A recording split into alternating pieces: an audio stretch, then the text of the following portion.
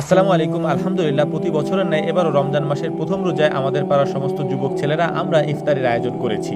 দীর্ঘদিন যাবত রমজান মাসের প্রথম রোজায় আমরাই ইফতারি দিয়ে থাকি, অর্থাৎ আমাদের পাড়ার সমস্ত যুবক ছেলেরা মিলে তারপর আমরা ইফতারি দিয়ে থাকি, যে কারণে এই দিনটি আমাদের জন্য নির্ধারণ করাই থাকে। তো রমজান মাসের প্রথম দিনে যার যত কাজই থাকুক না কেন, আমরা সব কাজ বন্ধ করে ইফতারের আয়োজন করার ক্ষেত্রে সবাই মিলে একসাথে এই কাজটা করার চেষ্টা করি। কোনো বছর আয়োজন করা হয় বিরিয়ানি, কোনো বছর আয়োজন করা হয় তেহারি, আবার কোনো বছর আয়োজন করা হয় গরুর মাংস দিয়ে ভুনা খিচুড়ি।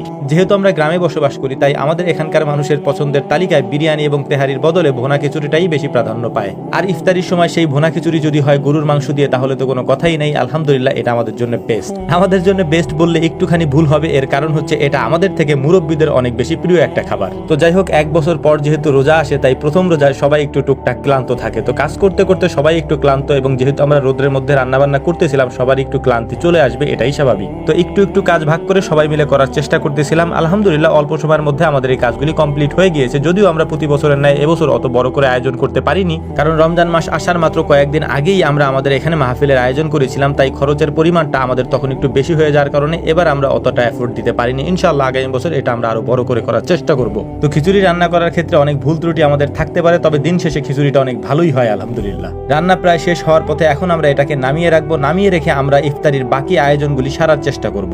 গ্রামের সবাই মিলে একসাথে মসজিদে বসে ইফতার করার এই বিষয়টি আমাদের জন্য অনেক বেশি আল্লাহ তাআলার পক্ষ থেকে রহমত স্বরূপ একটা ব্যাপার, যা আমরা একেবারে ছোটবেলা থেকে দেখে এসেছি, এবং এখন যারা ছোট আছে ওরা আমাদের দেখে দেখে বড় হচ্ছে। তো আলহামদুলিল্লাহ, খিচুড়িটা হয়ে যাওয়ার পর এটাকে নামিয়ে রেখে তারপর আগুন দিয়ে এটাকে আমরা ঢেকে রেখেছি, যাতে করে ইফতারের আগ পর্যন্ত এটা গরম থাকে, ঠান্ডা না হয়ে যায়। এরপর আমরা শশা কেটে নিচ্ছিলাম, শরবত তৈরি করে ফেলেছি আলহামদুলিল্লাহ। এর পাশাপাশি খেজুরও আমরা ধুয়ে নিয়ে পরিষ্কার করে ফেলেছি। অনেক বেশি খাবার এবং শরবত আমাদেরকে তৈরি করতে হয়, এর কারণ হচ্ছে মোটামুটি আমাদের পাড়ার প্রায় সবাই মসজিদে এসে ইফতার করে একসাথে। আর একটা বিষয় বলে রাখি, সেটা হচ্ছে যে এই ইফতারিটা পুরো সারা মাসই চলতে থাকে, অর্থাৎ কেউ না কেউ প্রতিদিন এই ইফতারি দেয়। যেহেতু আমাদের পাড়ার মধ্যে অনেকগুলি ঘর আছে বা অনেকগুলি পরিবার আছে, প্রত্যেক পরিবার থেকে এই ইফতারির আয়োজন করা হয় প্রতিদিনই প্রায়। তো আলহামদুলিল্লাহ, মোটামুটি আমাদের রান্না বান্না কমপ্লিট, এবং আমাদের যে বাকি আয়োজনগুলি ছিল সেগুলিও শেষ হয়ে গিয়েছে। এখন এটাকে আমরা প্লেটে পরিবেশন করে ফেলবো, কারণ কিছুক্ষণ পরই হয়তো মাগরিবের আজান হবে, তাই কাজগুলিও আমাদেরকে একটু দ্রুত করার চেষ্টা করতে হবে, কারণ সময় মতো এই কাজগুলি আমাদেরকে শেষ করতে হবে ইনশাআল্লাহ। এখন যেহেতু রমজান মাস, ইবাদতের মাস, আপনাদের কাছে একটা অনুরোধ থাকবে, সেটা হচ্ছে যে আমরা